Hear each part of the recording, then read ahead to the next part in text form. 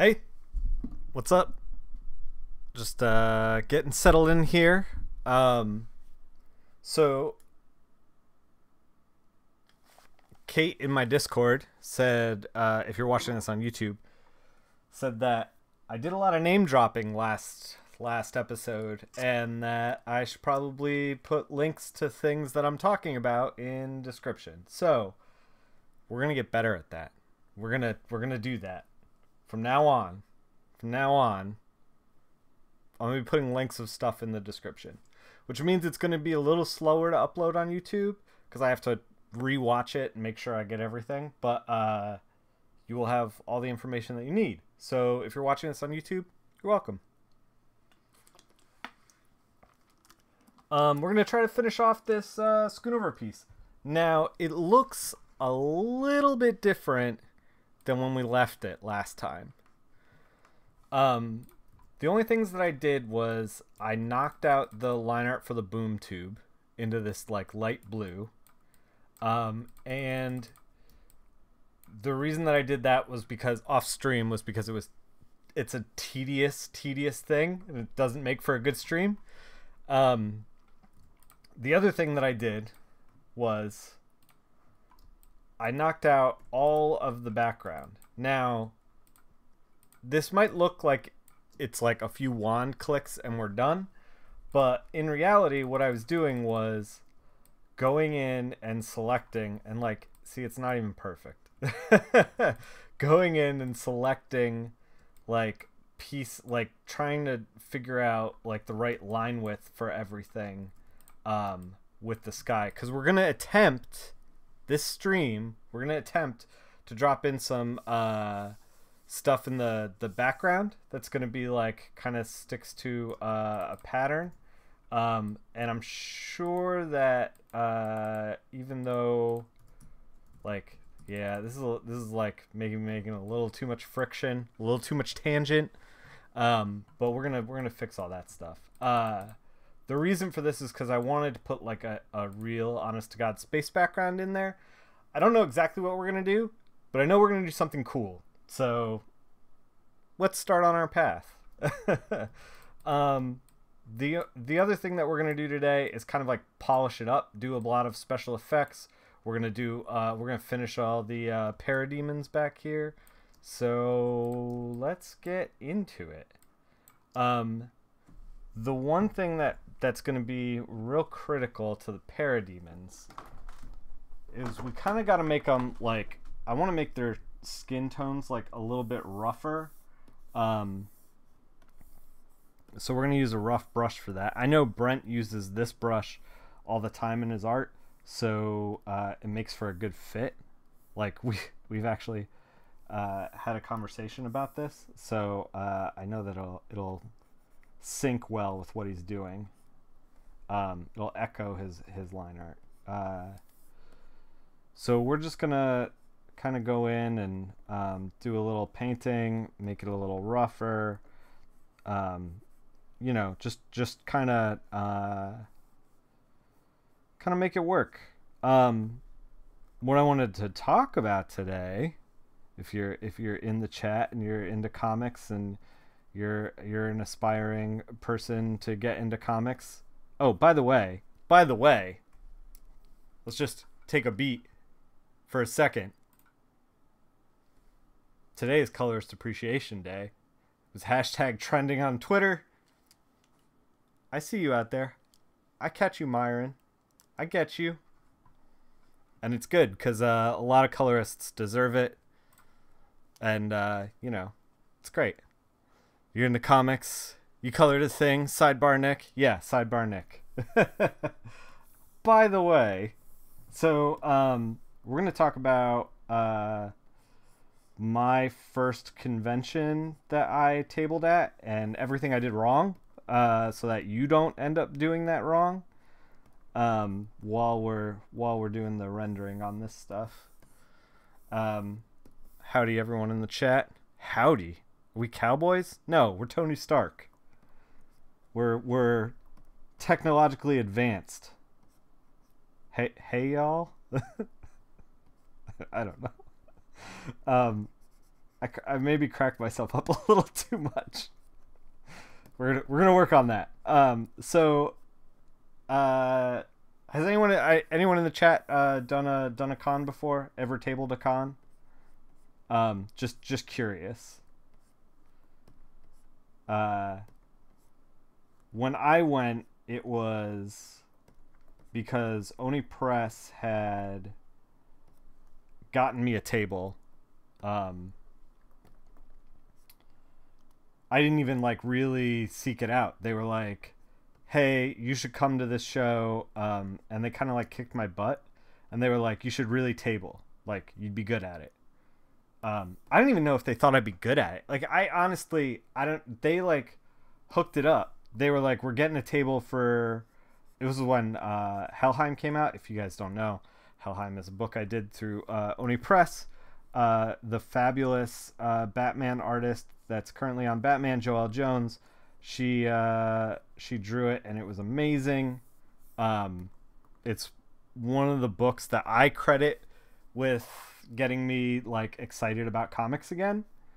I think it was like a turning point for me career-wise, especially if you look at the first trade versus the second trade with a critical eye towards color.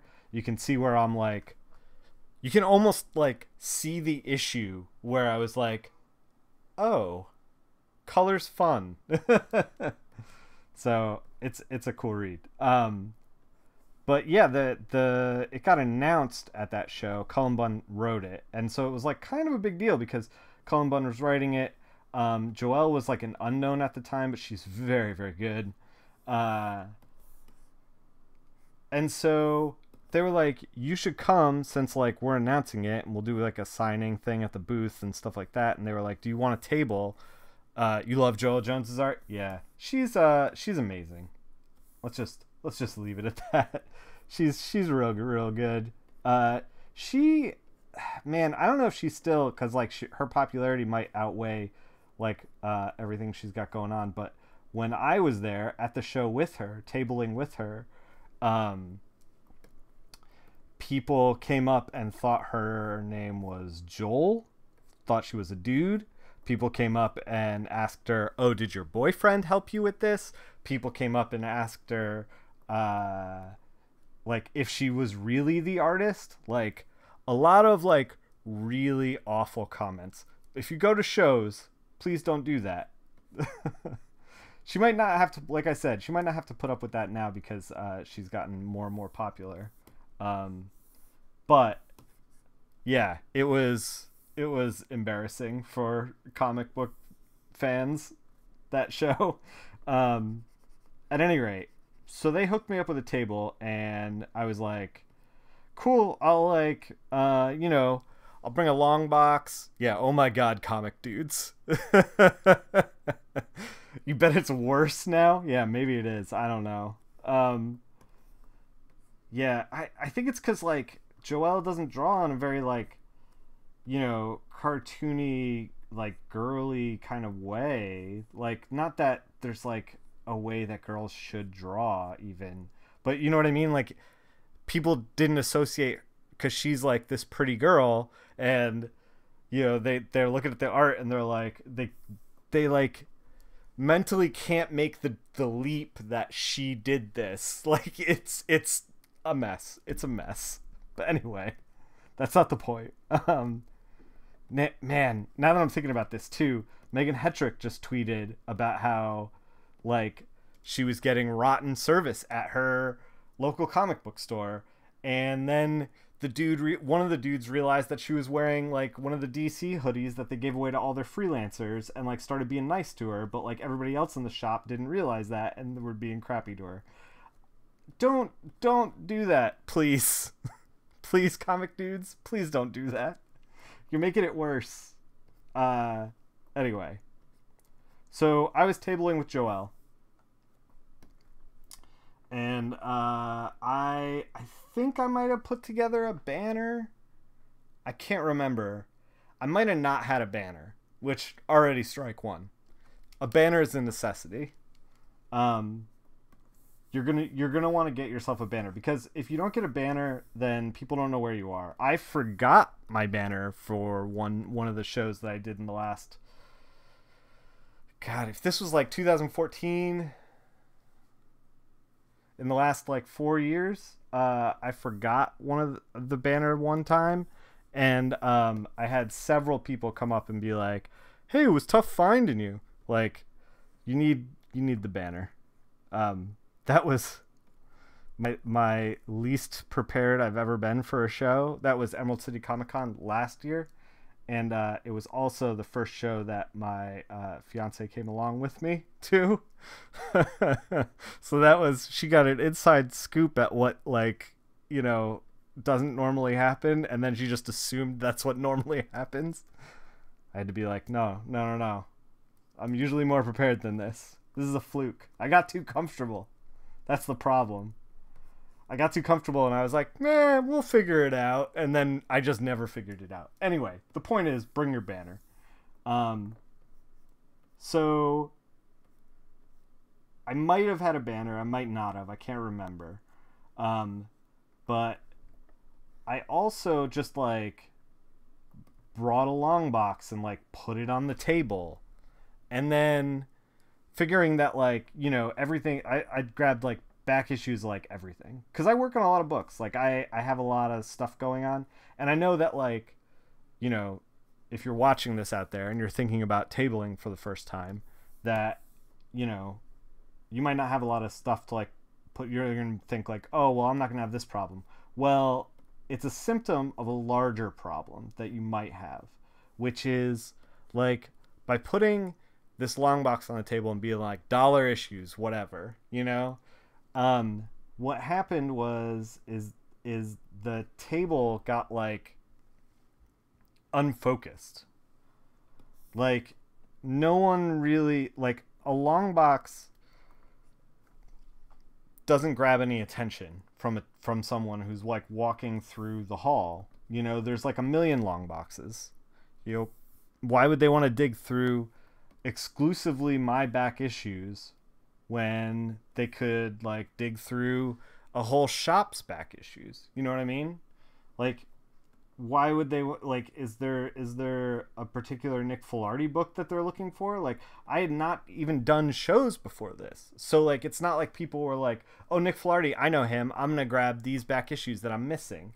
Instead, they were like, who are you? What do you do? Oh, this box? I'm gonna keep walking. Like, that's what ended up happening. So like, when you make your table, you want to keep it focused. And I attribute a lot of these lessons, by the way, to Charlie Chu, who was on the stream. We did an interview with him. It was like the last interview we did. We're gonna do more interviews, by the way. I'm trying to get people, but adults, time, all those things. Yeah, so he came over at some point and he was like, "You're doing this all wrong." And he was like, "Let me change it around for you." He like pulled out some back issues, gave me some Helheim books, and he was like, "All right, we're gonna sell some books." He was like, "All right, we're gonna get into this." And he like arranged everything on the table in a way that was pleasing and focused. It was like, you were either picking up this thing or you're picking up this thing, and that was it. He gave me the advice of like verticality at a table.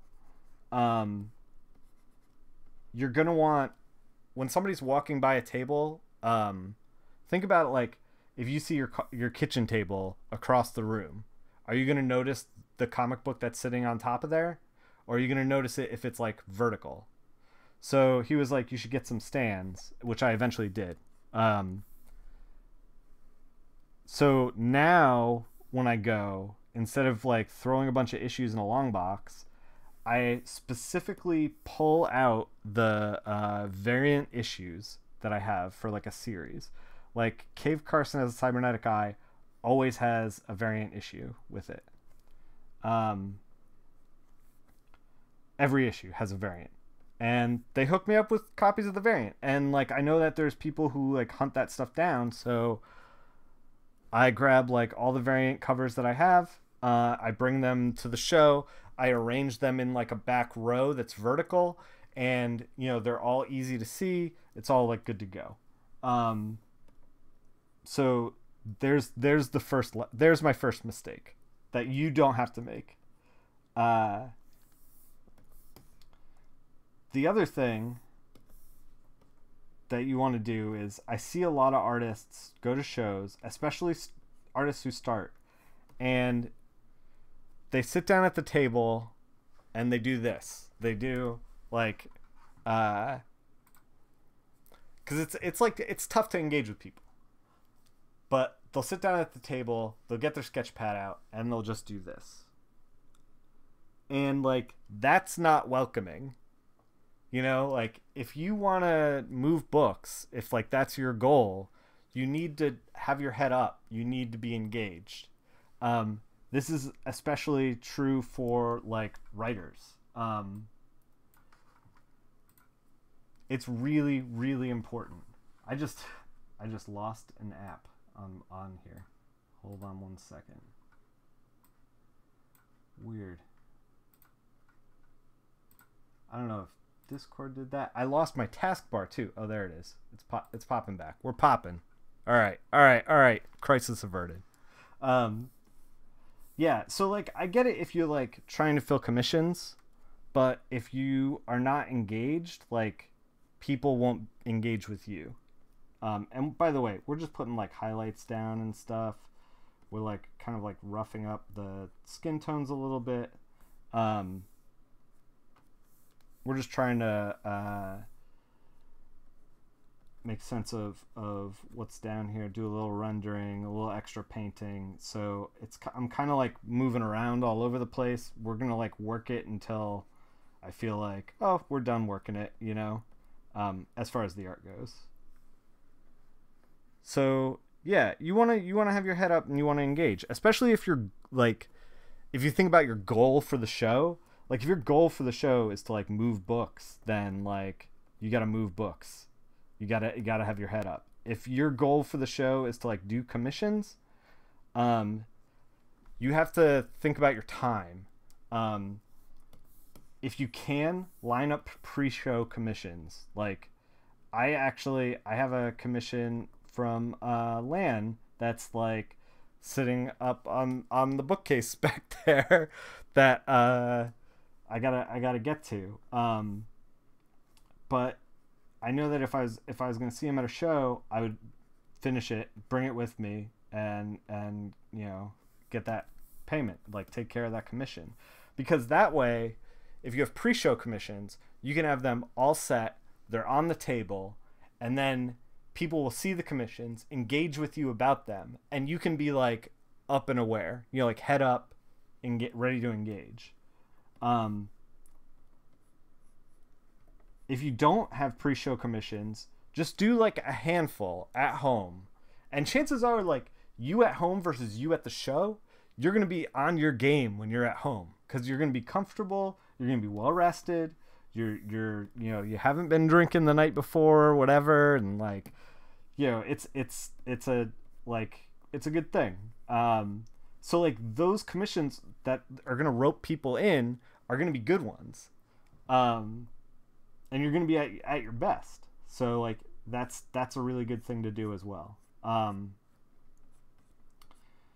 Charlie told me that if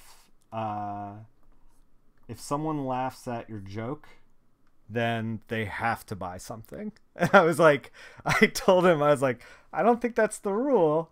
And he was like, nope, that's the rule. And then he was like, because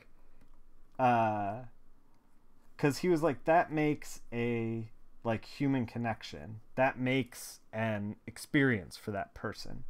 And that's like really what you're ultimately trying to do. Like, a kid came up to my table once. I was selling, I did Flash Rogues Rebellion, and it was an older book that I had done, but it was like high profile because the Flash show had like just come out, or I don't know, was out for a couple seasons or something. I was like stoked on it. So I I was like, oh, I'm gonna put some of this stuff out. And this little kid came up and he was like, started asking me like who all the villains were, and he was like, he really loves the Flash, but he didn't know who these guys were because he's, he's a little kid and he's figuring it out. And like I was talking with him about it, and I was asking him like what his favorite Flash episodes were, what he likes about the Flash, like that kind of thing. And his dad saw that I was like engaging with him and like not, like head down, didn't like ignoring him. I was like, a normal human being to this child. And the dad was like, the kid was like, how much for the thing? And I was like, oh, it's I think I was selling him prints for $20 at the time, because it was like a large print. And the kid was like, aw. And I was like, I'll sell it to you for 10. Like, it's not a big deal. I'll still make money selling it for 10. And, I could tell that he was a fan. And his dad was like, he was so appreciative and nice that he paid me the full 20, and like he got me to sign it, and the kid was like so excited. And like that's what people want. Like they want an experience between like you and the person. They want you to be like approachable to talk to them. A lot of people that come up and like talk to me about Cave Carson, like I ask them like, how'd you get into Cave Carson? Like, are you a Gerard Way fan? Are you into are you into his comics? Are you into his music? Are you into like what other comics do you like? That's a big one. I love that question because like I love comic books. I'm clearly at the table because I love comic books. Like if you're at the show, chances are you love comic books. Even if you don't love comic books, like I've had people come up to the table and been like, oh, I'm really just here for the cosplay. I'll be like, cool. What kind of stuff did you see today? Like as long as you engage, people are more likely to remember you. People are more likely to buy something. And like that, it shouldn't even be the goal. Like you should just be there to be like, hey, like I want to be like, I treat it like,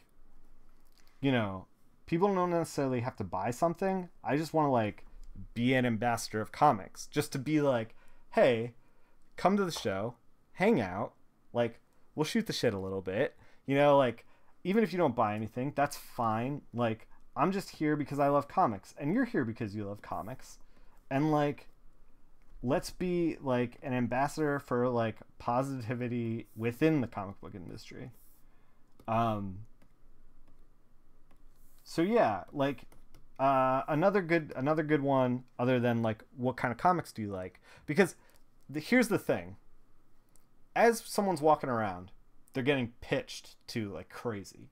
They walk up to a table, they even make eye contact with somebody. Somebody starts pitching them, and it's like, I don't know about you, but like that's not kind of what I want to put up with. All right, we're gonna start working on the gold parts of these guys. We're gonna try to jazz them up. We're gonna use an orange, and we're gonna screen some stuff down. So like we're using screen, we're orange so that we're like brightening it up, and we're gonna make like some the metal parts are gonna start to like really pop. Yeah, like that. So like, yeah, people, are afraid to make eye contact with like other people within the show. You're not a big fan of the car salesman pitch. You get why it happens, but yeah, more personal stuff stands out. Yeah, like here's the thing, like I'll pitch stuff all day, like unless you seem like you're interested in the pitch, like if I haven't grabbed you, we're going to talk about pitch stuff too. But like, if I haven't grabbed you immediately and you're like not really feeling it, like, and I can read that on your face, I'm not going to talk for another 5 minutes about the pitch. Like, my job isn't there to like trap you. You know what I mean? And I feel like so many like comic dudes at shows, like just trap like the person like checking out comics. So like, what I would do is, if I see somebody walking by that has like a shirt like this, like a zombie on it, or like like they're wearing like a Slayer shirt or like a metal shirt or something like that, I'm like, this person will probably love Helheim. Like, that's a done deal. I'm not going to try to pitch them something else. Like, I'm just going to be like, and this is the thing too. Charlie gave me this one as well. He was like, you can have this one for free. Somebody walks by and you think that like one of your books, you could potentially sell them, just be like, hey man, nice shirt. Done deal. You can yell that into a crowd and someone will stop and take a look at you and engage. And then you have like a conversation, like I don't want like you to feel like, and this is the other thing too, is like, I don't want anybody who's ever stopped at my booth when I said something like that to feel like I'm taking advantage of them. Cause the truth is I'm not. Like, a lot of times, like, I do dig the shirt, and like a lot of times I'll throw that out there, and then like we'll have a cool conversation. Like, I saw this one kid at a show, and he had like a Punisher shirt that I thought was pretty cool, and I was like, hey man, a shirt. He was like, oh thanks, and he had like a real intense Southern accent, and I was like, where are you from? And he was like, I'm from this small town. And I was like, oh yeah. I was like, how big? I was like, I grew up in a small town. And he was like, oh, what if they aren't wearing a shirt? Then they're a cosplayer and they're not going to buy anything anyway because they don't want to carry it around. That's the other thing, is like, cosplayers, I feel like unless they're already carrying something, they're not there to shop at the moment, and you don't really have to waste your breath. Like, if they come up and start talking to you, hang out, shoot the shit, but like, if they don't already have something in hand, they're probably not there to buy anything. They're probably just browsing. And that's the only case where people aren't wearing shirts. But yeah, so like, I don't want you to feel like, if you have been to a show and you've heard me say this, that it was like disingenuous, because like, honestly, I just like hanging out, and like, if I'm there behind the table and I'm silent, people are just going to walk by, So, yeah, I don't want you to feel like, I don't know. Anyway. So, like, yeah, it's, you get people, like, talking about themselves. Like, like I was saying before, one of my favorite questions is, hey, what kind of comic books do you like? Because, like, you can get people talking about what comic books they like. And that way, I'm a colorist, so I have a wide variety of stuff. Hey, thanks, Boix. What are you up to? What are you selling? He said, hey, Nick, nice shirt. Yeah, it's Andrew McLean. He did the art for it. Oh no, it's worked against me.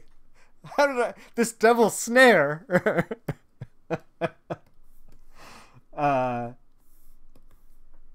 Yeah, so like, it's all about engaging. And then when somebody is like, I say, oh, what kind of comic books do you like? A lot of times they'll be like, oh, I only read Marvel books. And I'll be like, oh, cool. Have you checked out my Deadpool run? Like, are you a Deadpool fan? Oh, I'm not really a Deadpool fan. Oh man, what are you into then? Well, I'm specifically Hulk. Oh, I did a Marvel Knights Hulk run. I don't have any of it with me, but if you have it, I would love to sign it. Like, that kind of engagement where it's not like I'm selling to you. It's like, you're telling me what you like and we are having a conversation, and eventually it's about like, what can I do for you more than I'm trying to sell you something. By the way, I've had more than one person tell me that like I missed my calling and I should have been in sales. Like, I should be selling boats, not comics. Because of like, this is my mentality with it. And if somebody like comes by and shoots the shit with you and then they walk off and they don't buy anything, that is totally fine.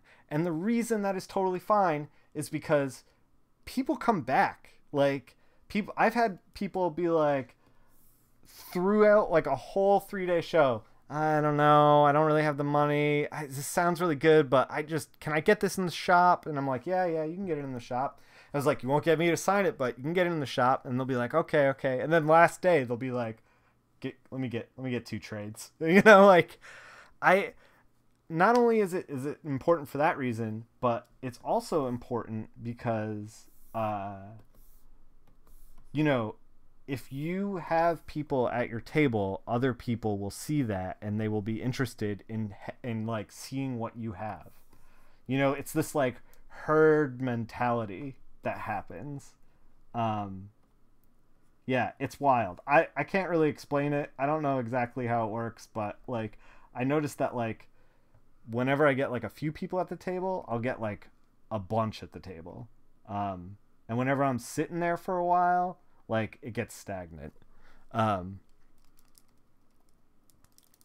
pitch is so important, but you specifically avoid those that try to pull you into the story of their comic. Like, hey, you got a second to hear about my comic?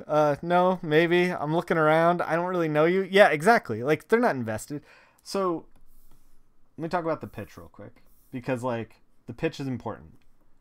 You need to make the pitch in like less than a sentence. Like someone can tell if they're into something. And this is true.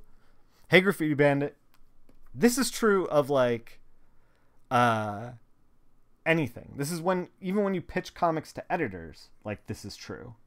When you pitch a comic to an editor, 1 sentence, what is it?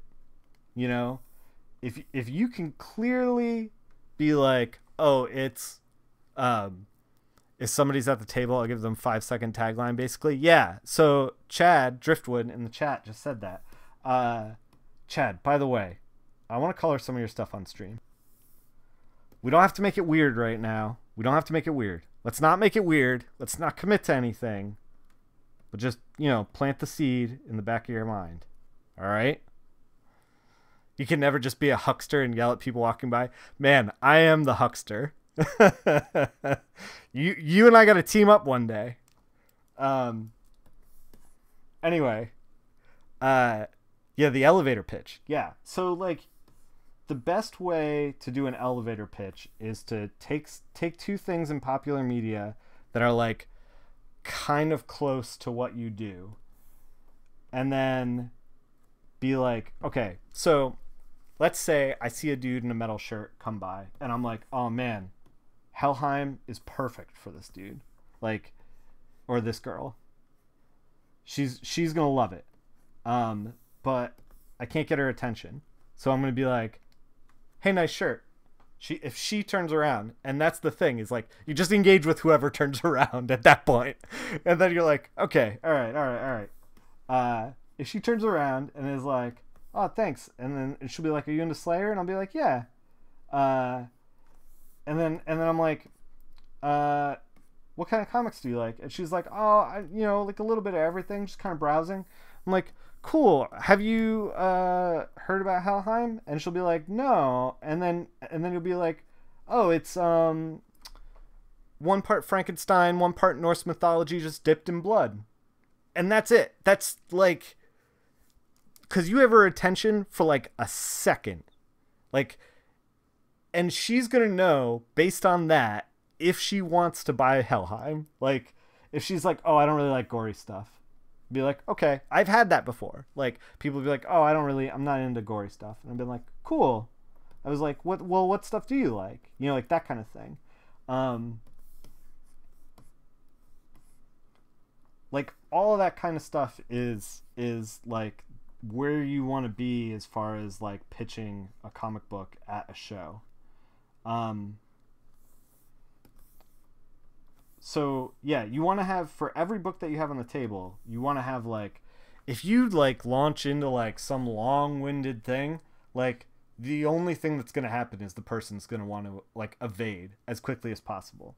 So like the best thing to do is just be like, oh, my comic book, it's Back to the Future meets Dirty Grandpa. That's Rick and Morty. It's I don't know. what's another good pitch? It's Transformers meets Anne of Avonlea. I don't know what that book is, but I'm kind of interested in that book. Tell me more. Can't stay long. Hope you're doing well. Yep.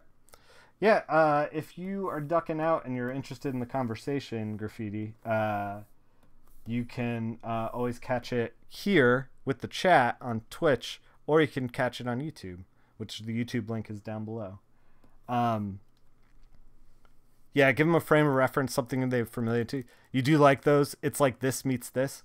I was told by Charlie, we talked about like pitching comics before on stream, that like he said that is the way that he knows if he's gonna instantly read anything more. Like a good one-liner, it's like this meets this. Will get you in the door every time. You know, because it like not only is it let somebody know if they're gonna be like interested in the book, but we're just doing details on the metal pieces here. Maybe. Not only is it going to tell people if they're interested in the book, but it's also going to tell them like if you're pitching to an editor, it's going to tell them if we already have something like that. We've decided to move in a different direction away from that. I am very well. Thank you. When's fly? Yeah, I think I got it. Yeah, so we're streaming a little later, so I feel like maybe we're gonna get some people who haven't been here in a while. It's kind of nice. So yeah, good elevator pitch is good, but like all these things kind of amount to, between like you having your head up and engaged and like not necessarily pitching but still like present and you know, not necessarily like calling people out, but you know, like ready to just be like, hey, how's it going? Like this takes emotional energy. Like you gotta really like steel yourself for a Comic-Con. It's exhausting. It's a long day, and it's a long process.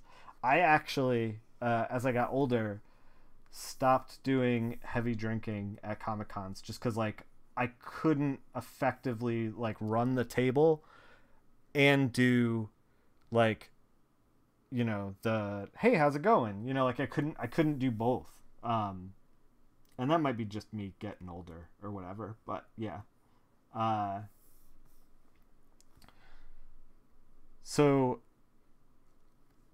what do you do to you know, keep your head up?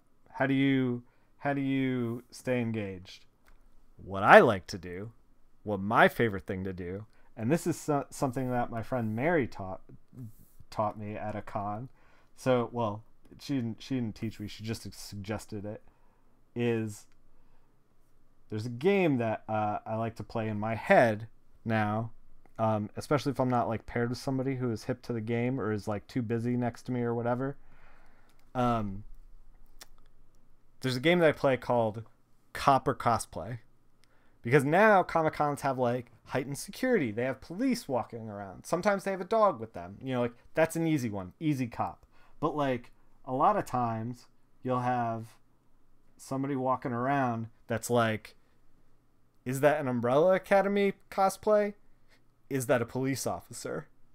I can't tell. You know, like there's a lot of gray area out there. So what a game like this does is keep you standing and keeps you like on a swivel. You know, like you're engaged with everything going on around you.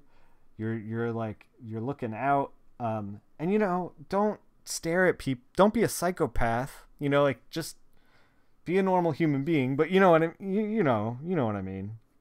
Don't be creepy, but do be, you know, alert and attentive and um, I also like to just keep my eye out for the best cosplay at the show.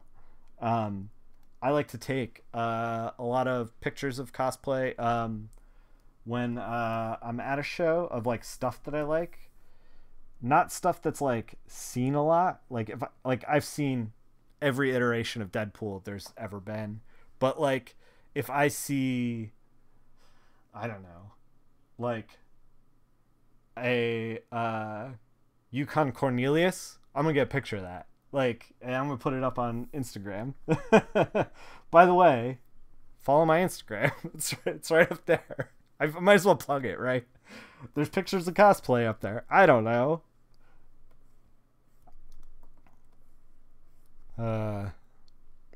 Another thing is to pitch it in terms of their interest rather than your interest. Yeah, exactly. You want to be able to like read people, but every once in a while, like, so I had this one instance where I was next to Matt Wilson. Hey, Kate. I was next to Matt Wilson at a show, and Matt was selling. Matt was with Jamie McKelvey and the rest of the. Whoa, it is 8:00. The rest of the WickDiv team, whose name escapes me right now. I apologize. I did not mean to do that. It's just thinking under these situations is rough while I'm coloring. Anyway, they had a long live for WickDiv, Wicked and Divine. And, they would sign stuff, and then the people from Wicked and Divine, like, after getting all their signatures and everything, would trail out to where I was. And so I was like, oh, this is a perfect opportunity to move some Heartthrob, because I feel like Heartthrob and Wicked and Divine line up very well. Like, people who are fans of Wicked and Divine will love Heartthrob. So this group of 3 women who were not your typical comic book fans, which, Wicked and Divine tends to attract, came out of the line, started looking at my stuff, and I was like, hey, have you guys heard of Heartthrob? Which, by the way, Heartthrob's right up there. Volume 1. It's only $10. Pick it up. Robert does it. He's great. Chris Sabella does it. He's great. Anyway, I was like, hey, have you heard of Heartthrob? I like started pitching it to them almost instantly because I was like, this is a no-brainer, no problem. And they were like, I don't know. This doesn't really sound like something we're interested in. And then they were like, tell me about Helheim. And I was like, oh, it's this bloody thing. And they're like, that sounds great. And they were like, give me that. So, I mean, sometimes when you pitch to people, they surprise you. I don't know. I thought that was like a wild experience. So anyway, yeah, pitch to people, but also let them talk. If that makes any sense. We missed some feet in here. We're just gonna try to darken these guys up. You can't get a pitch down to a sentence? Oh, I was just talking about it before. The best way to you don't have to. Here's the thing. Don't think about it like I have to convey the nuance of every character to this person in my pitch, because nobody wants to hear that. What you need to do is just be like, my book is this meets this. That's all you got to do. So I don't know what your book is about, but like, Angel City is a crime noir set in old Hollywood. That's the pitch. If they want to know more, they'll ask. Like, with Helheim, I'm like, oh, it's 1 part Frankenstein, 1 part Norse mythology, just dipped in blood. With Heartthrob, I'm like, it's a 1970s romance heist movie. And they're like, oh, okay, tell me more, and then I'm like, well, it's also got this other hook, and then I go into like that. But like, if they're not interested in romance, like, they're not going to be interested in Heartthrob. You got to like really boil it down. You know what I mean? Like, you got to think at the core, what is the book that I'm selling? Is it a romance book? Is it a sci-fi book? Is it, I don't know. Is it a kaiju book? What is it? I don't know. You tell me. All right. Let's mess with the background. We're going to start getting into yeah, exactly. So if they like the initial concept, yeah, cuz they're going to know in like one sentence if they're into it or not. If you're like, it stars a young man and yeah, 2 words, breakdancing Dracula. More kaiju books, please. Yeah. If you're like, it stars a young man growing into adulthood, and then he finds a magic scepter, and then that scepter transports him into a world, and vampires are and it's like, dude, you know, I don't you know, you're doing it wrong, you know. All right, let's open some stuff that you are not going to see. We're going to get a Starscape out. This is the Starscape that I used for the latest Rick and Morty.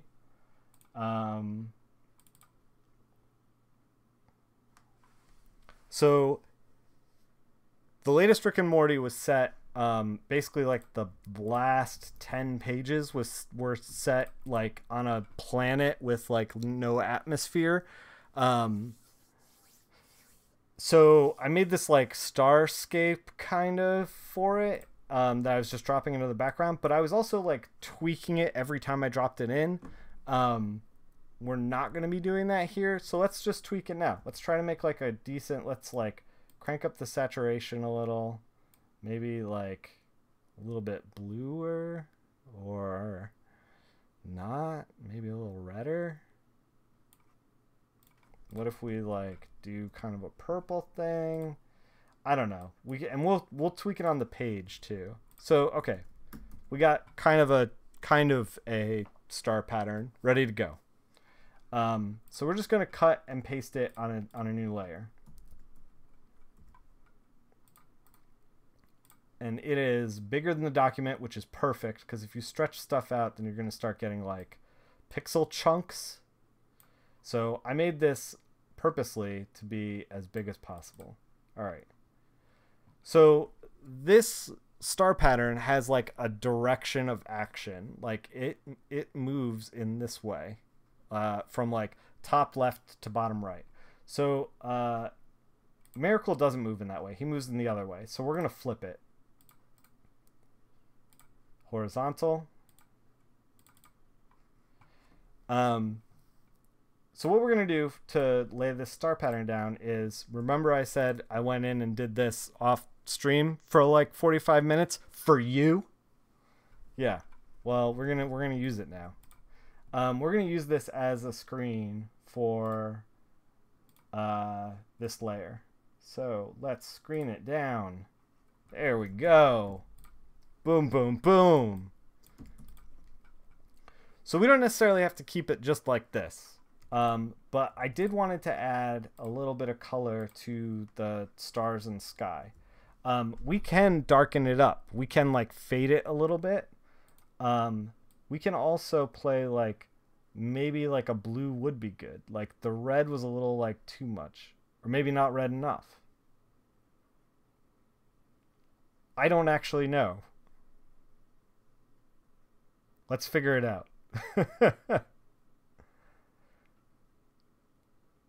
We probably want to keep it blue. We're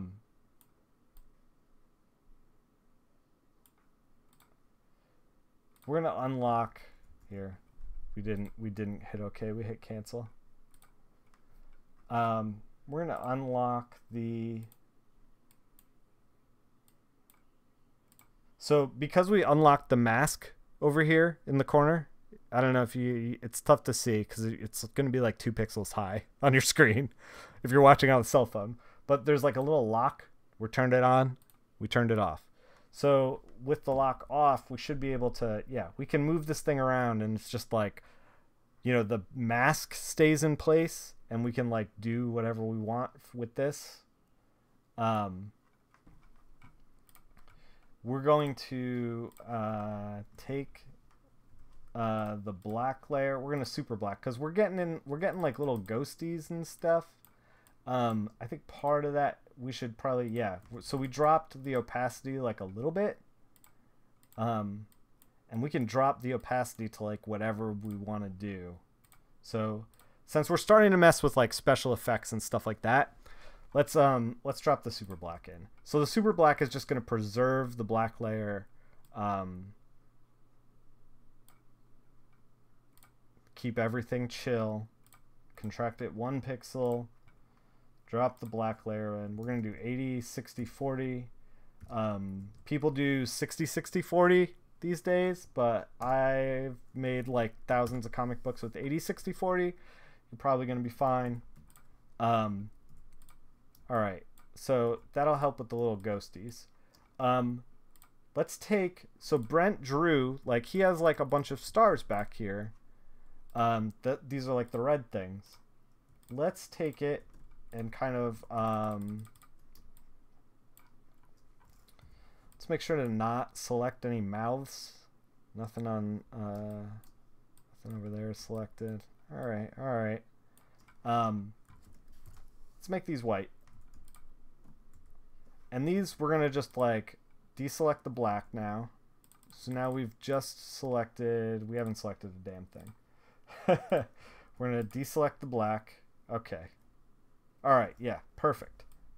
So now we've selected each of these little flakes that that Brent has made in the background. I'm gonna get to you in a second in the chat. Let me complete my thought here. So we're just gonna do a new layer on top of that and put all these little stars down that Brent had before. And we may tweak these little stars because we don't want the stars to necessarily be the focus. So for splash pages like this, is it better to have the background contrast with the foreground or complement it? Or does it really depend? It really depends. Like there's no real good answer for that. I don't even know if I'm like totally married to how this is, you know? We might do something low like that. And then like tweak the stars a little bit, like push those back too, because like right now the stars and everything are fighting with Mr. Miracle, which is not where we want to be. We want Mr. Miracle to be the brightest thing on the page. 9 times out of 10 though, you want to do like, this is different because it's kind of like spaced stuff at TM. But like 9 times out of 10, you want like kind of like a cool background, warm foreground, or vice versa. You know, like that's like the easy way to get things to pop. Why don't we take some of these and kind of like bring them forward, create like a 3D effect, make a little depth.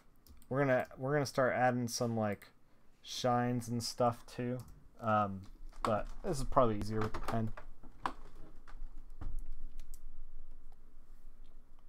So we're just taking a few of these. We can actually zoom out to get a better idea of what we're doing. We're just, you know, taking a few, moving them forward, taking a few, moving them forward. Because like not every star has like the same kind of intensity. So let's just take a few, move them forward. And we're going to take these few that are like moved forward and we're going to kind of make them shine too. And I think that the color that we put down, even though it's subtle, even though it's like this blue-gray in the background, I think that subtle color is going to help with the shines that we put on the Oh my gosh, I didn't do these guys over here. What? I failed you, chat. You know, you think you get all of them. So here's the advantage of working with the mask. So now we can take the mask and we can tweak the mask. So we can be like, oh, okay. Let me just tweak the mask a little bit, fix these guys up. And we're going to start to create depth too with the asteroids and stuff after we do the stars. We're going to do a little rendering with them and kind of make it work. But anyway, we're here to talk about conventions. So, like, let's kind of recap a little bit. What did I do wrong at my first convention? My table was unfocused. My head was down because I was drawing and I didn't care to engage with people. And then I also, like, just kind of didn't bring a banner, you know, didn't have any verticality with the table. I think these things are key and paramount. Like, the easy stuff, a lot of people will, like, panic at, like, you know, oh, I have to pitch to people. I have to interact. A lot of people will panic at that stuff. But there's a lot of easy stuff you can do to help you with that stuff. Just getting your table set up and attractive will have people come up to you. Having an engaging banner. By the way, you gotta have an engaging banner. Your name needs to be at the top. Like, so many cartoonists will put their name, like, in the middle. You're sitting in front of it. What are you doing? Put it at the top. Think of it like a comic cover. You want the name at the top. All right. Let's go back to the stars.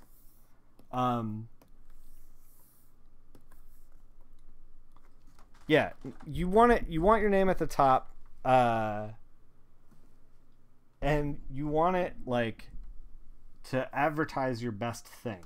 So, like, you know, for a long time mine was Powers, because, like, Powers was the most, like, recognizable thing that I did. 4 years ago I would have said that. Maybe not so much now. Now it might be, like, Cave Carson or Rick and Morty would probably be, like, the two top ones, you know? But or maybe The Realm. God, I don't know. I don't know what my top thing would be. I gotta make a new banner. I haven't put any thought to this. So yeah, you want to put your best foot forward. All right, let's create, like, a little dull shine with those stars that we moved forward. So how do we do that? We select all of them, feather the selection. Like, let's do 20 pixels, and that'll just blur the selection. Do a new layer, special effects, and we'll just put a blue down. And now you can see, like, here's one in the corner here, right here, and it's, like, blinking.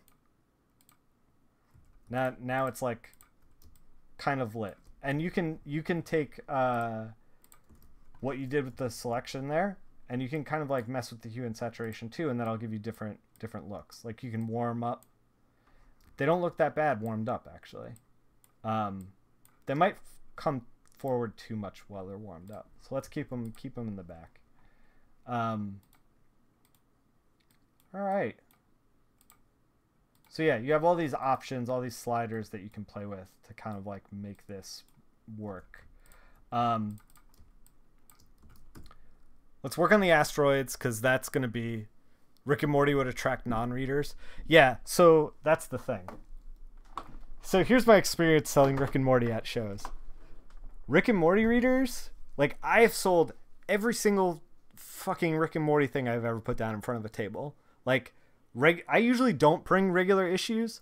I usually just bring variant covers, because I know, like, collectors are hunting for those.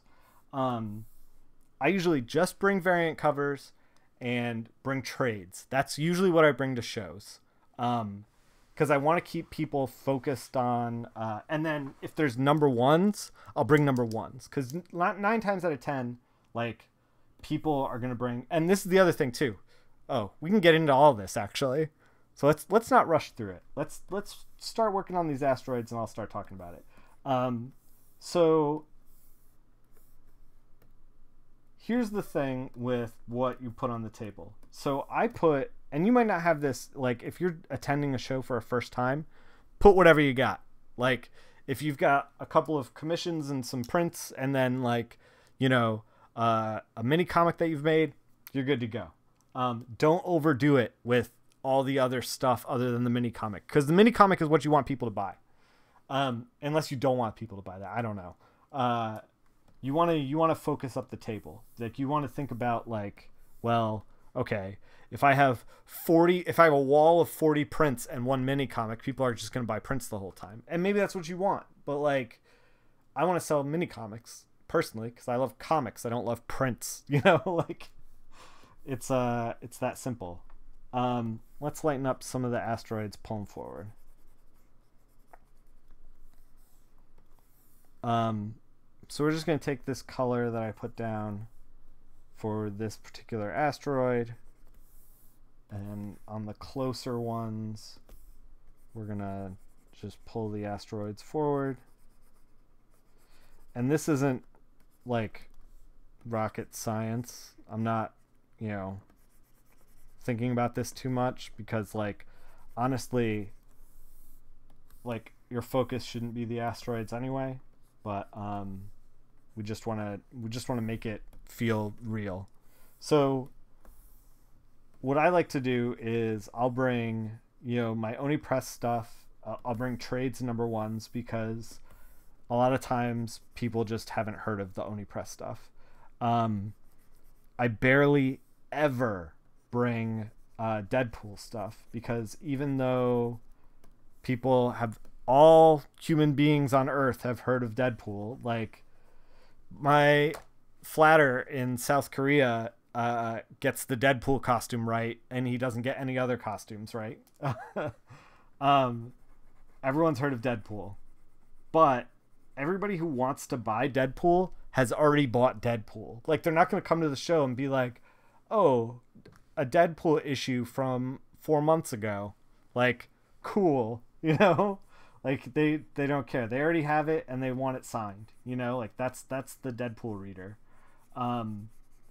So you want to keep in mind like these kinds of things for your table, like, but Deadpool will attract people to a table. So you got to think like, is it worth it for that? You know? You know, I don't know. I don't know what you have to attract people to the table otherwise. But Rick and Morty people go crazy for Rick and Morty. Like crazy. I usually only bring variants and trades. And I have sold Andrew McLean and I, who did this shirt, by the way. He and I did a Ball Fondlers one shot from the television episode from the first season. And a lot of like diehard Rick and Morty fans like kind of didn't know what to make of it because it was like it wasn't on model, like it didn't look like the cartoon. And we're just roughing up these asteroids, by the way. Just putting like little brush strokes down on these things, making them look rough. We might put a little bit of glare from the boom tube on like some of these that are like real close. We're gonna get into that. But yeah, the Rick and Morty people, they'll be like, "Oh, you worked on Rick and Morty? That's so cool!" And I'm like, "Yeah. Have you checked out Helheim?" And they're like, "No, see you later." You know, they have like no interest, which is fine. But like they'll buy that Rick and Morty issue every single time. Like anytime Oni has sent me Rick and Morty issues, I've put them on the table and they have always sold. So yeah, Rick and Morty is kind of like a weird thing. but it gets people to the table, but it's not always a good thing because like they're not necessarily going to buy all the other stuff, you know? Same thing with Deadpool. I feel like Deadpool readers and Rick and Morty readers are kind of like in the same boat. Like they're not going to be like totally into everything else. And now like if somebody has heard of Helheim, like I've had Helheim readers who are like diehards like come by to the table and be like, what else you got? And like try out Heartthrob, you know, or try out something else, because somebody who has already like gone out on their own, picked up a book that is like not super well known, not like, you know, tearing up like the hottest comics lists or whatever. They're like looking for stuff that's like diamonds in the rough. So like they're looking for stuff that's off the beaten path. So it's like it's easy to kind of like shuffle. It's not easy, but it's like easier to shuffle them into another trade or another number one to try out, because they're open to it. Whereas like a Rick and Morty reader isn't always necessarily open to it. A Deadpool reader just wants to read Deadpool, you know, and that's fine. Like I don't have anything against them. I love Deadpool and I love Rick and Morty. Like I don't blame them. Like if I was like just into that and going to the show just to like check Rick and Morty stuff out, like yeah, you know, you do you. So yeah, you want to think about like what gets people to your table, and if you're gonna make like a Rick and Morty print, you know, you're gonna attract a Rick and Morty person. And like I usually table, sometimes I table with a buddy of mine, Larry Watts, and he has a great death print from Sandman. He really likes the Chris Bacalo Sandman stuff, as most people should, because it's real good. Just make the Rick and Morty issues like $50 each. I don't think Rick and Morty readers are swimming in money. Nothing against them. I think most of them are in college. I wasn't swimming in money when I was in college. I don't know. Maybe I will. Maybe I'll sell a few, but I won't sell a ton. Especially when they could just go get the issue for like $4 anyway. No, I try not to gouge people at shows. Like I sell the trades at cover price. I sell the why is that? Wait, what? We're talking about HeroClix now? I sell the trades at price. I sell the regular issues at price, and I sell the variants a little bit higher, just because I know that collectors love to collect, and so that's what I price them at. If I price them any lower, like a collector will just swing by and get all of them all at once, and it's not a price for me to like be like, I'm stealing from you. It's a price to be like, why wasn't I swimming in money? Oh, HeroClix? Yeah. Did I tell you I got kind of back into HeroClix for a minute, by the way? But yeah, it's just so that, you know, people will, anybody who really wants a variant can pick it up. You know, it's anti-speculator tactic more than anything else. Yeah, so yeah, Larry Watts, who I do shows with, before I moved down here, he was like, and a bunch of his friends were like really into HeroClix, like and like they were like getting out of it right as I moved down, and I was like, hey, let's pick up a couple bricks and just bash some heads together. It was actually kind of fun. I was trying to get him into Magic, but it didn't really take. All right. Let's do this thing. So yeah, he has like a death print that like I think is really smart, because the people who love Death and the Endless and the Sandman and stuff like that are usually people who are like a little bit more low key. They're there to chill. They're there to talk. They're a little older. You know, and they'll come to the table and be like, "Oh, that's a cool death print. You into that?" And he's like, "Yeah, you read this?" And they're like, "Yeah." And they're like, "Shoot the shit for a little while." And like that's the goal. That's what you want. So like I don't know if the Rick and Morty reader is necessarily going to shoot the shit with you. Is what I'm saying. All right. Those are okay asteroids. Here's the thing. All the asteroids are like blending in. So we're going to warm them up.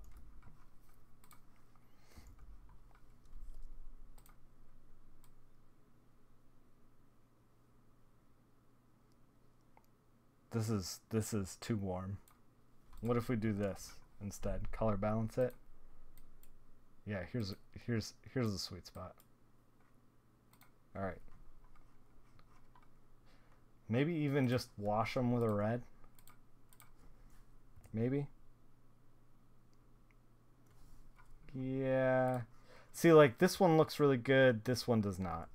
This is the problem that I'm having. Is some of these guys are kind of, I don't know. There's like too much rendering on them. Yeah, we're gonna fade them back a little bit. There's too much going on. Started talking about Rick and Morty and got kind of sucked into stuff. So like the other thing is like, so Larry is a fan. I'm not saying like, oh, you put a death print out and then you're good. What I'm saying is like Larry is a fan of death and will engage with people who are also a fan of death. And like, you know, so if you have a character that you love, it can be Rick and Morty.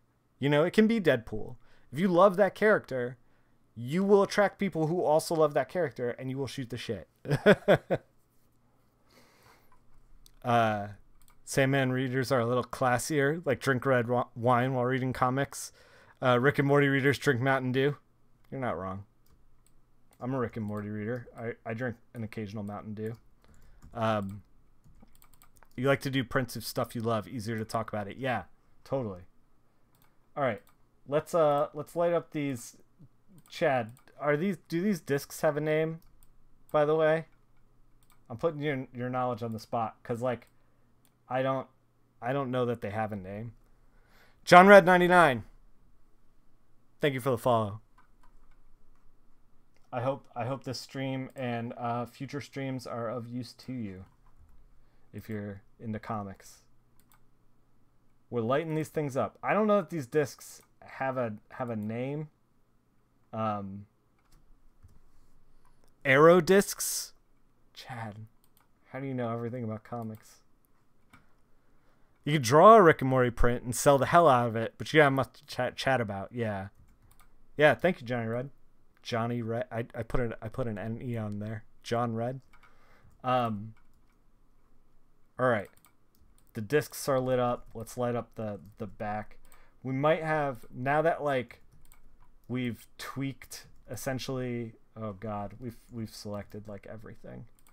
So here's part of the problem of like wanting your cake before your vegetables is that because we've changed the background, like his cape isn't really working that well anymore. Like we're starting to run into problems. So we're gonna put in some special effects, and then we're gonna try to fix those problems. But what I'm saying is like every Mr. Miracle, Magical Miracle foot discs. Yeah, there you go. TM on the end of that. So color, if you guys don't know this, color is affected by every other color around it. When you put different colors around things, it changes the way they look. Like right now, these guys are looking a little gray. Like the skin tones are starting to look weird on these guys. By the way, we got to make this boom tube pop.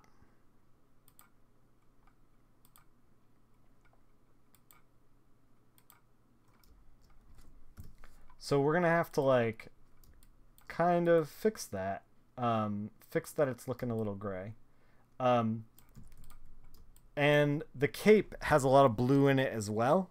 And so it's looking a little like washed out. So let's fix that. Wait, let's slow down. What if we fix the star map? What if we... Oh. Oh.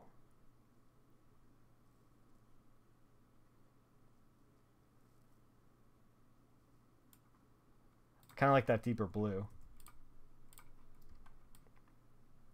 Man, I don't even know if this blue's gonna like freaking print. 76, 76, 25, 52. That 52 is rough. Might need to bring it up a little bit. It's like an indigo kinda. I kinda like it. Alright, let's add some warmer shines on the... So, okay, here's the thing with doing warm shines. So, as you can see, like, this looks dull. Like this, on the black, it looks really like dull and crappy. We're gonna fix that. So don't sweat that right now. We're just trying to warm up the shines on the thing. We're making it super shiny because this is like super heroic, this piece. And also because, you know, we want people to see this from like, this is a convention print and we want people to see it. We want people to see it across the room. So we're going to glitz the hell out of this thing. And also, you know, we're going to let Brent decide if he wants to keep the glitz, which is why we're doing everything on separate layers. This little glitz is probably maybe a little too much. This little glitz went wee all the way home. What? Never said that. We're going to do the same thing with what he's got, what Mr. Miracle's wearing.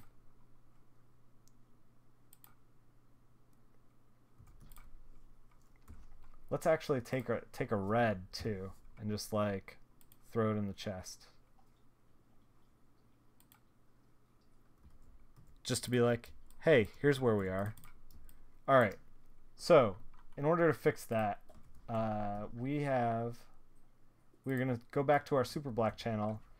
And you know how we were 80, 60, 40 before? Those are the percents that we're putting in here. This is what we were before. We're going to change this 20, 80, 80, 100, which is like a more reddish. And we're going to do normal 50% radiant grad, and we're just going to like put it underneath the warmer shines. And by putting it underneath the warmer shines, we're warming up the where it's black underneath the shines, so that it feels, the little shines like feel warmer. We might actually just take like this whole layer. Here's the thing with print. So you're looking at this right now and you're thinking, oh my god, Nick is all over the place. Like, there's shines all over the place. What is going on? But like, it's, when it prints, it's gonna print like a little bit duller, a little bit darker. So it's actually gonna print like maybe 70%. Like, it's gonna look like that. Like, it's gonna look brighter on your screen than it is in real life. But you know, we got them on sliders. So if like Brent's like, hey, you know, turn down the shines a little bit, we can do that. We can even just like be like, all right, we're gonna go back to black. Maybe we should go back to black. I don't know. Let's give him 2 versions. Let him choose. We don't have to be the critical thinkers. Put it on somebody else.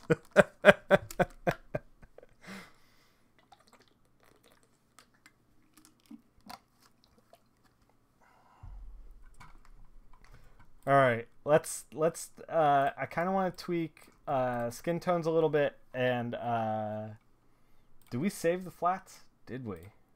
We did not.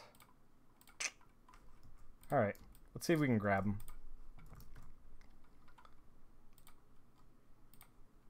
I actually find that when people, this is a little pro tip for you comic colorists out there, if you're not sure of something, I find that if you give editorial a choice, they will love you.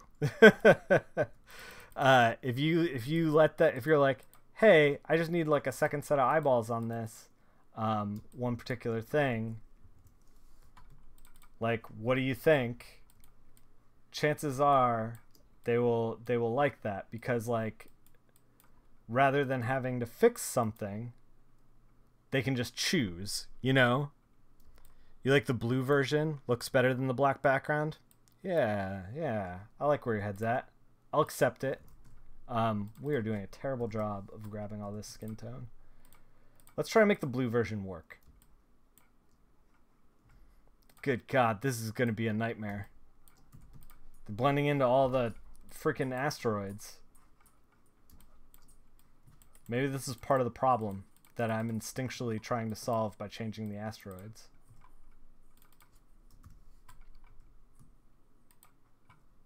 Oh my God, what was that? 255? I wanted 5. Alright, there we go. Now we're cooking. Yeah, so I hope that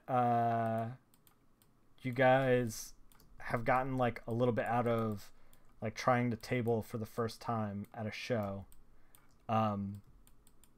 And I hope that I see you out there playing Copper cosplay, because that's my favorite thing.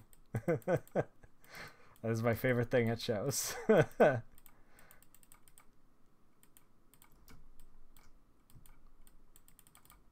By the way, I got here's a tip for the banners too. So when I got a banner, I was like, I need my name to be the biggest thing out there. You know, like, I was like, oh, I want this like giant freaking I was like, what can we upgrade to? And as it turns out, that's not a smart move, because like, you can't, if it's too big, you can't fit it in a rolling duffel, which means it's got to be its own separate baggage, which means you're paying for 2 bags if you're flying somewhere on the way there and on the way back, and it's going to get dinged up in the cargo hold because it's not like built for that. It's like, it turns into a total disaster. So think about like where you're dropping the banner into. If you're putting it in a rolling duffel, which is what I suggest you do, you want to make sure it fits in the rolling duffel. I actually have started to look at alternatives for banners, because I hate dragging around my banner. It's like my least favorite thing about conventions, far and away, is dragging the banner through the airport. I'm always looking for like decent solutions. All right. I think we got most of the skin tones. We're gonna kind of wing it. Let's see if we can tweak it a little bit. I mean,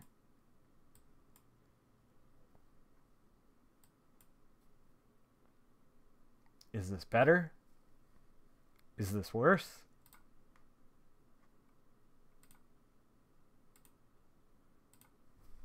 Let's try again.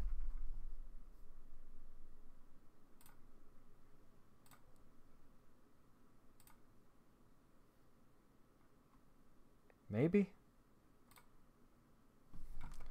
This is a tough one. So I think partially why this is a tough one is because we're in part 3 and I've been looking at it for a long time.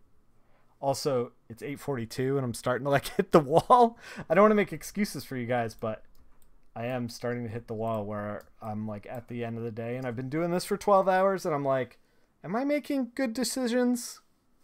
Is that happening still? Questionable.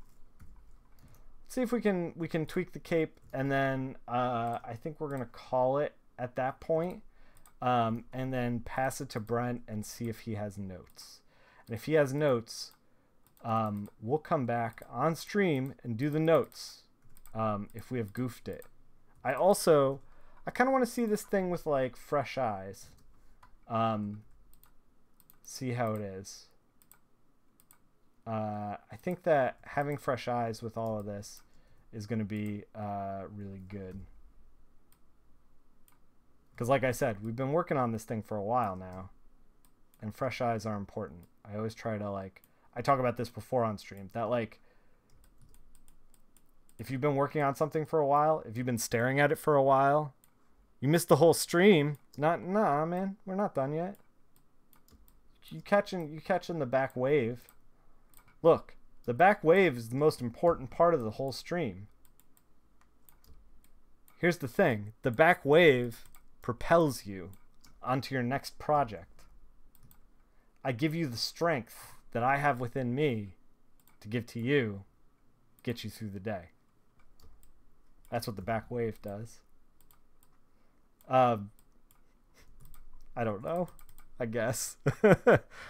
You know that place when you're so deep you don't even know what's up anymore? Yeah, so I just did a realm cover that is on my Instagram, which is, the address is right above me. I'm Nick_Filardi. The energy. Yeah, feel it. And I turned it in, and it was the same thing. It was like I was like painting clouds in the background, and the painting of the clouds took like 4 hours. And so by the time I was making like decisions on the figures, I was just like, is this done? Are we done? I don't like, what? And I handed it in, and Jeremy was like, this looks great. We need to warm up the figures. They look like zombies. And I was like, of course we do. We absolutely need to do that. Yeah, so we put a little more green in the that happened really quickly. Let's back up. We put a little green. It's like so subtle, but it's important. into the cape. Yeah, I think we're done. I kind of want to push this back. Let's hold on. We're at that part of the journey where we're like, are we done? Are we done now? Are we done now? If an artist tells you that they definitely know when they're done every time, they're lying to you. All right. I think we've worked it to a point where we can give it to Brent and have him give us any feedback back. And he can decide if he likes it, if he doesn't like it, if he needs something else. He can look at it with fresh eyes and make a decision. So that's going to be it for today. Tomorrow, and I'm going to post, like, once we get the okay from Brent on all this stuff, we did another piece with Schoonover. The Batman 1939. I'm going to call it up right now.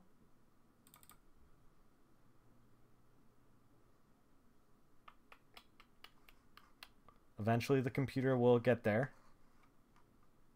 Yeah, this guy. So we did this as well. These two are going to be available at conventions from Brent. So if you're into picking something up that's kind of a unique item of mine or of Brent's, like, he's going to have these. And they might not look exactly like this. We might do like a stream where we do like a round of corrections. That might be kind of fun, actually, because, like, people don't see that shit. People don't see the corrections happen. A lot of people, especially if they're amateur artists, like, will just, like, be like, this is the piece, and then they move on. And, like, we'll see what happens. We actually did a correction of this Batman piece where we did, like, a red background just to give him an option. Yeah, no problem. I love doing the streams. Thanks for hanging out. So, yeah, but... we might start in on a new piece tomorrow or the day after, and might do corrections as well. I did make that sky red on one of these. Whoa, that's something.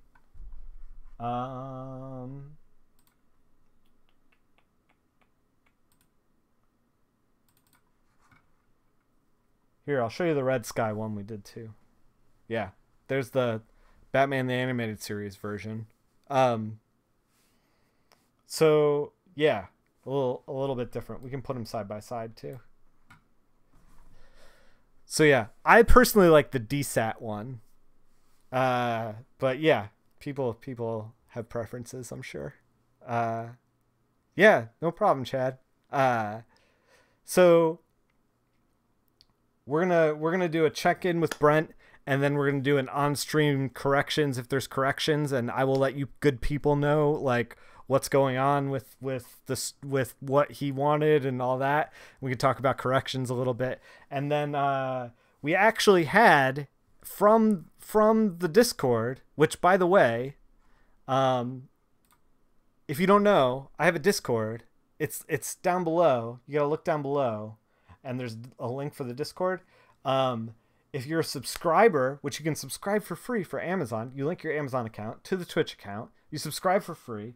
Then you get subscription stuff. We had a subscriber suggest something for the stream. So we're going to do some Judge Dredd stuff next.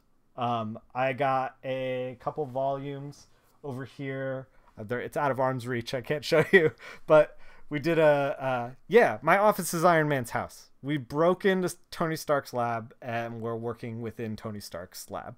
So yeah, we're going to do some Judge Dredd stuff. It's gonna be a lot of fun. Judge Dredd is so fun. He's so ridiculous and ultra violent. So yeah, I think that's what we're gonna be doing next, and we're gonna be doing some Sea of Thieves stuff this weekend. We're gonna be commanding a 4-player ship with the Boyks, Magi, and Kate, who have all been in the chat before. It's gonna get nuts. There's gonna be a lot of jobs and panicking, and then drunken instrument playing. It's gonna be fantastic. We're gonna shoot each other with cannons. It's gonna be awesome. That's happening this weekend. So tune in for that stuff. Oh, and I'm gonna start making some YouTube content, YouTube exclusive stuff. I have all the Cards Against Humanity stuff. I'm gonna crack it in a live video, and then put that up on YouTube. It's not going to be on Twitch, so if you're into just a little extras, I'm going to start trying to do like one a week, so look for that. Until then, thanks for hanging out. Keep making comics, guys.